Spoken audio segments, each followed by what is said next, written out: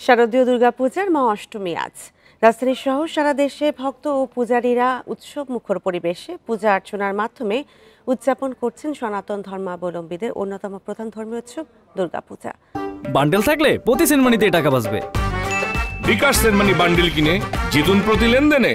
অষ্টমীতে নতুন কাপড় পরে বাহারি সাজে মন্দিরে মন্দিরে দেবীকে পুষ্পাঞ্জলি দেবেন ভক্তরা। আর অষ্টমীর মূল আকর্ষণ কুমারী পূজা। একই দিনে হবে সন্ধি পূজাও। কুমারী বালিকার মধ্যে বিশুদ্ধ নারীর রূপ কল্পনা করে তাকে দেবী জ্ঞানে পূজা দেন ভক্তরা। সাধারণত 1 থেকে 16 বছরের অবিবাহিত কুমারী নারীকে দেবী জ্ঞানে পূজা করা হয়।